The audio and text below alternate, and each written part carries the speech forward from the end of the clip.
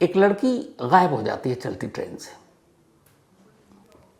अब वो गायब हुई, चलती ट्रेन से हुई, तो पुलिस के लिए तो एक मामला केस है, उसको सुलझाना है। अब पुलिस की टीम, जीआरपी की टीम यानी रेलवे पुलिस की टीम, वो सब लग जाती है। अब कंप्लेंट जीआरपी में दर्ज है तो जीआरपी की पूरी टीम लगी हुई है। करीब 70 लोगों की टीम इस पूरे केस में 12 दिनों तक काम करती है। सोचिए, 12 दिन 70 पुलिस वाले एक लड़की को ढूंढ रहे हैं, और इस दौरान में वो कई शहर के चक्कर काट रहे हैं, 500 से ज़्यादा सीसीटीवी कैमरे खंगाल डाले। और जब आखिर में सच्चाई सामने आई तो सच्चाई कुछ और थी। एक लड़की जो जज बनने की तैयारी कर रही थी, जज बनने के लिए पढ़ाई कर रही थी, कॉम्पिटिटिव एग्जाम में बैठकर उसे जज बनना था, और जज बनने से पहले जो अभी वकील थी, वकालत कर रही थी, वकालत उसने शुरू ही की थी, उसने अपना दिमाग कहीं और लगाया। ये वो लड़की थी जिसने अपने गायब होने की कहानी खुद लिखी, अपनी गुमशुदगी की साजिश खुद बुनी, और एक एक चीज़ ध्यान रखा कि मेरे गायब होने में ऐसी कौन कौन सी कमज़ोर कड़ियाँ हैं जिसकी वजह से मैं पकड़ी जा सकती हूँ। पूरा होमवर्क किया और उसके बाद यह गायब हुई। कहानी अर्चना तिवारी की है। कुछ दिन पहले मैंने आपको सुनाई थी ये कहानी। शॉर्ट में अर्चना तिवारी, जिन लोगों ने नहीं सुनी, सिर्फ इतना बताता हूँ, फिर आता हूँ पूरी कहानी पर। अर्चना तिवारी 29 साल की एक लड़की जो कटनी की रहने वाली और इंदौर में रहकर पढ़ाई कर रही थी, जज की, सिविल जज बनने की तैयारी के लिए कॉम्पिटिटिव एग्जाम में बैठना था। 7 अगस्त को उसका ट्रेन में एक रिजर्वेशन था, इंदौर टू कटनी, अपने घर जाना था, क्योंकि 9 अगस्त को राखी थी। 7 अगस्त को वो ट्रेन में बैठती है, रिजर्वेशन कंफर्म था, और घर वालों से ट्रेन में बैठने के बाद उसकी बात भी होती है, लास्ट मौसी से बात होती है। अगले दिन सुबह करीब 9 बजे इस ट्रेन को कटनी पहुंचनी थी। रात को पूरी बात हो गई, घर वाले सो गए कि सुबह बेटी आ जाएगी, अगले दिन राखी है। सुबह पूरा परिवार स्टेशन पहुंच गया अपनी बेटी को रिसीव करने। लेकिन जब वो स्टेशन पहुंचते हैं, 5 मिनट का स्टॉपेज, 5 मिनट बीत जाते हैं, सारे मुसाफिर उतर जाते हैं, लेकिन उनकी बेटी नहीं उतरती, वो गायब। अब अर्चना ट्रेन से उतरी नहीं, घर वालों को फिक्र, बट इससे पहले कि वो ट्रेन के अंदर अब झांक कर देखें, ट्रेन चल पड़ी, क्योंकि 5 मिनट का वक्त था। घबराए परेशान घर वालों ने अपने एक रिश्तेदार को फ़ोन किया जो ये ट्रेन अगले स्टॉप पे जहाँ रुकनी थी।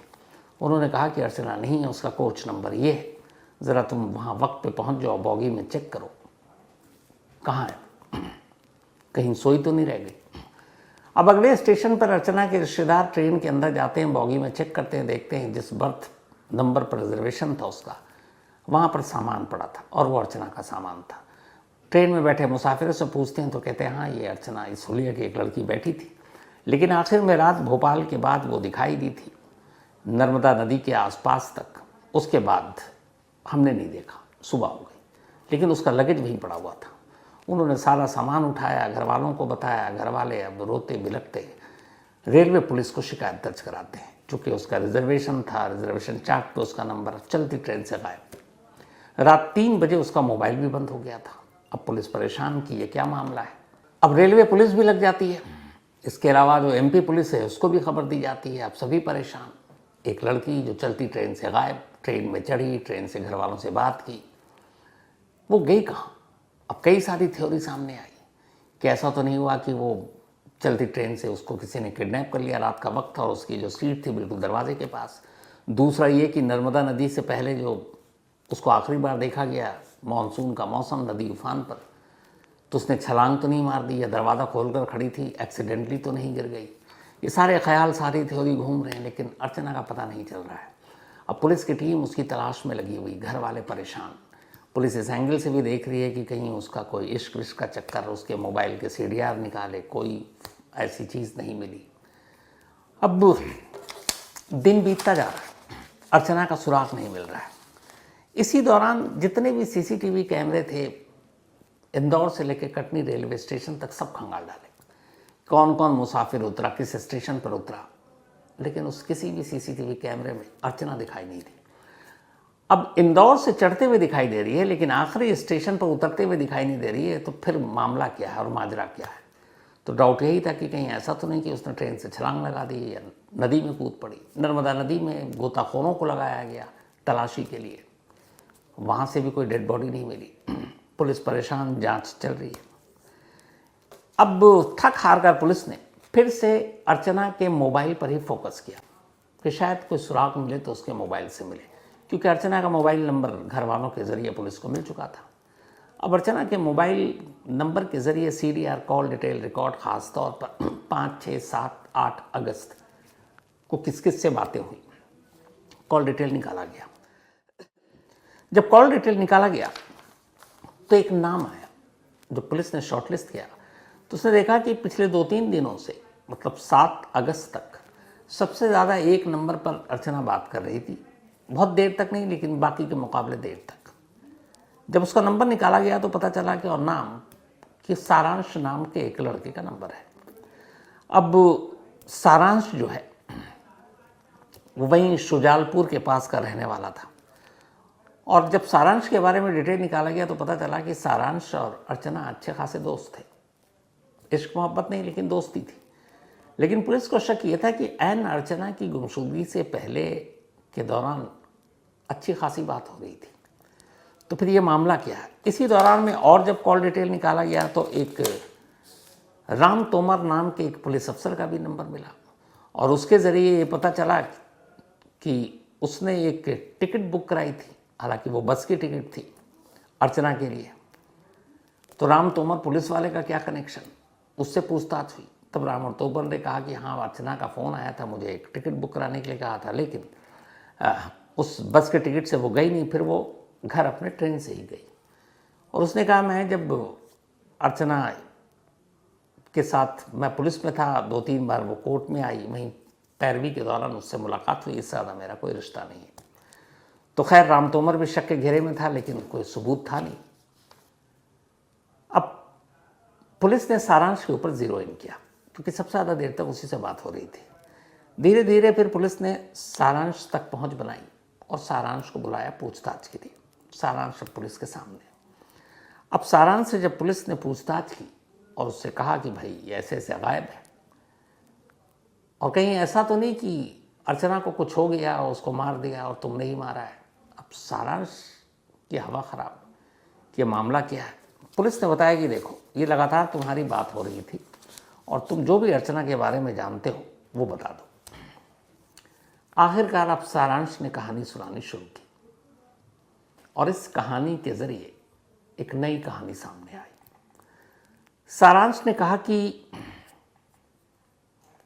अर्चना कहीं गायब नहीं है, अर्चना ने सुसाइड नहीं किया, अर्चना को किसी ने मारा नहीं, वो इस वक्त नेपाल में है और अपनी मर्जी से।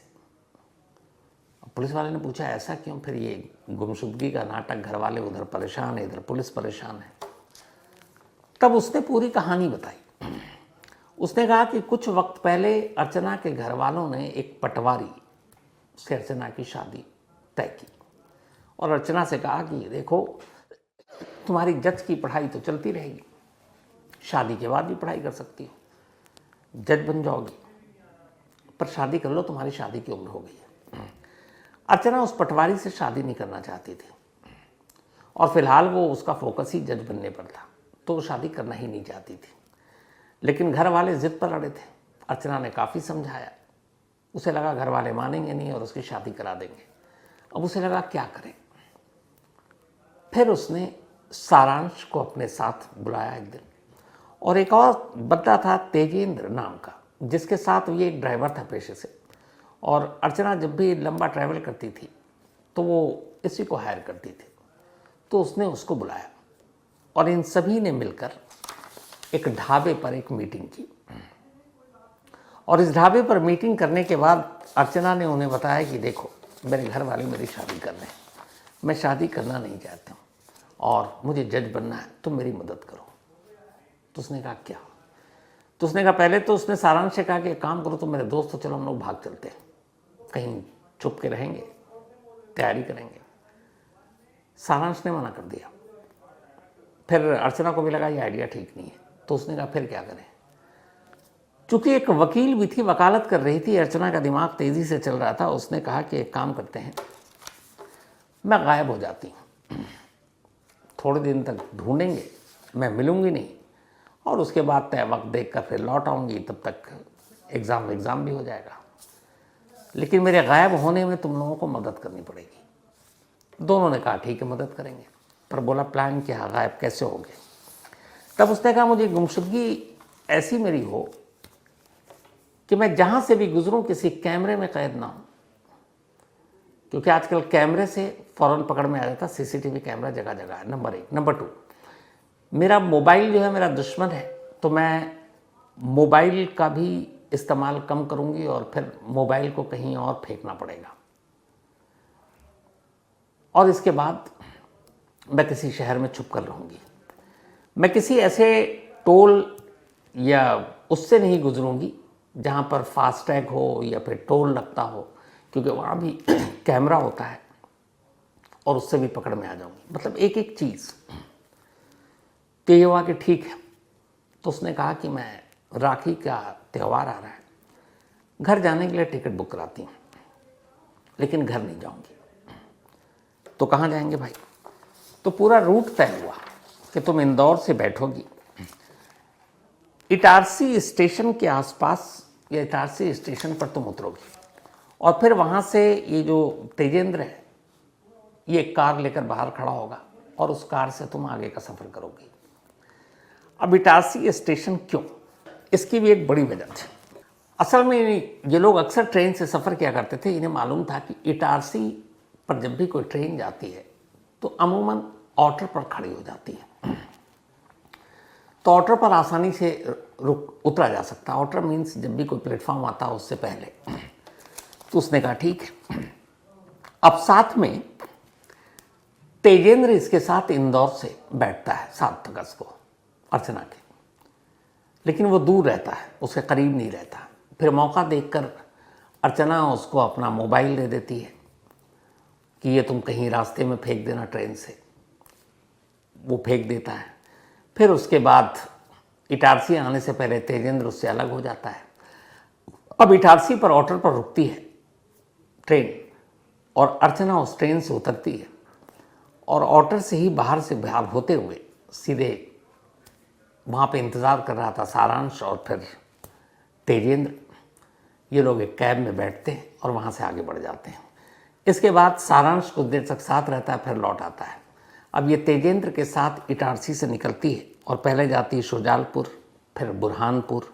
इसके बाद अब इनका ये प्लान ये था कि इन्होंने किराए पे कमरा भी ले रखा था इसी बुरहानपुर और शुजालपुर के पास, ताकि वहीं रह के पढ़ाई करेगी। लेकिन हुआ ये कि इसकी गुमशुदगी की खबर मीडिया में आ गई और सोशल मीडिया पर आ गई। अब उसने देखा, अब वो घबरा गई कि मेरी तो तस्वीर और सारी चीज़ें चल रही है, तो ऐसे में तो लोग पहचान लेंगे अगर मैं एमपी में ही रही तो। फिर उसने अपना इरादा बदला। उसने कहा यहाँ से निकलना पड़ेगा, अब कहाँ छुपे। तो ये वहाँ से निकल गई सीधे हैदराबाद साउथ। वहाँ हैदराबाद में रही। हैदराबाद में रहने के बाद फिर वहाँ से वापस आती है, जोधपुर आती है। फिर वो बात करती है सारांश से कि ऐसे तो भटकने का मतलब नहीं है, कुछ करो। तो सारांश कहता मेरा एक दोस्त है नेपाल में, तुम नेपाल चले जाओ, वहाँ तुम्हें कोई नहीं ढूंढेगा। फिर वो जोधपुर से दिल्ली आती है। फिर दिल्ली से बस के ज़रिए वो यूपी नेपाल बॉर्डर पर जाती है। फिर वहाँ से सड़क के रास्ते वो काठमांडू जाती है। काठमांडू में इनका एक दोस्त था सारांश का, जिसका नाम था देवकोटा। वहाँ उसको वो एक होटल दिलाता है और फिर उसे एक लोकल सिम देता है। ये सिम इसलिए ज़रूरी था ताकि वो सारांश के साथ संपर्क में रहे। अब अर्चना काठमांडू में है और सारांश के साथ मोबाइल पर लगातार संपर्क में है। इस दौरान में वो लगातार सोशल मीडिया और मीडिया की खबरों पर भी नज़र रख रही है। उधर घर वाले परेशान हो रहे हैं। जब सारांश ने सारी कहानी सुनाई तो फिर पुलिस उसे लेकर यूपी बॉर्डर तक पहुंचती है, फिर नेपाल जाती है और आखिरकार अर्चना मिल जाती है। अर्चना को अब पुलिस अपने साथ लाती है, उससे पूरी पूछताछ होती है। पूछताछ करने के बाद कल 20 अगस्त को उसे भोपाल लाया जाता था। भोपाल लाने के बाद अर्चना के पेरेंट्स को बुलाया जाता है और अर्चना को उन्हें सौंप दिया जाता है। फिलहाल अर्चना के खिलाफ कोई मामला नहीं बनाया गया, लेकिन सारांश के खिलाफ मामला बनाया गया और पुलिस अभी इन्वेस्टिगेशन कर रही है कि क्या धाराएं लगाएं और इन लोगों के खिलाफ क्या कुछ बनता है, क्योंकि यहाँ क्राइम कुछ नहीं हुआ, लेकिन 12 दिन 70 पुलिस वाले, 500 से ज़्यादा CCTV कैमरे, कई शहरों के खाक छानना, सरकारी गाड़ी उसके पेट्रोल को फूंकना, ये सारी चीज़ें क्यों? क्योंकि एक लड़की गुम हो गई और उसे ढूंढना है। लेकिन वो लड़की तो गुम हुई नहीं है, वो तो खुद ही गायब हुई थी, सिर्फ इसलिए ताकि वो उसके घर वाले जो चाहते हैं कि शादी कर ले पटवारी से, वो करना नहीं चाहती है और वो जज बनना चाहती है और पढ़ाई पूरी करने से पहले शादी के खिलाफ थी। पुलिस वालों ने घर वालों को भी समझाया और अर्चना को भी समझाया। समझाने के बाद उसके घर वालों के उसे हवाले कर दिया गया है। अब उम्मीद यही है कि शायद घर वाले भी समझ गए, अर्चना भी समझ गई और अर्चना को इस बात का एहसास भी है कि उसने एक तरह से कानून के साथ खिलवाड़ किया है। खुद के गायब होने का नाटक रचना भी एक जुर्म है, लेकिन फ़िलहाल बहुत सारी चीज़ें थी जिसकी वजह से पुलिस ने उसे परिवार के हवाले कर दिया है। तो जितने लोग परेशान थे, मीडिया, सोशल मीडिया में खबरें तैर रही थी, आखिर में क्लाइमेक्स यही निकला। हालांकि मैं आपको बताऊं इस स्टोरी के बारे में, जब मैंने पहली बार आप कहानी सुनाई थी, उसके नेक्स्ट डे MP के एक पुलिस अफसर से मेरी बात हुई और उन्होंने ये कहा था, क्योंकि बहुत सारी बातें आ रही थी कि शायद नर्मदा नदी में कूद गई या कुछ हादसा हो गया। उनकी टोन से साफ लग रहा था, उन्होंने कहा था कि हमें पता चल गया है और अर्चना सही सलामत है, हम जल्द ही पेश कर देंगे। तो उनकी जो बातों में जो एक विश्वास झलक रहा था, कॉन्फिडेंस, उसी दिन मुझे एहसास हो गया था कि अर्चना की गुमशुदगी की कहानी कुछ और है, लेकिन कहानी ये थी, ये मुझे भी पता नहीं था और उन्होंने भी नहीं बताया। क्यों? क्योंकि तब तक अर्चना उनके हाथ नहीं लगी थी। खैर, ये थी आज की कहानी।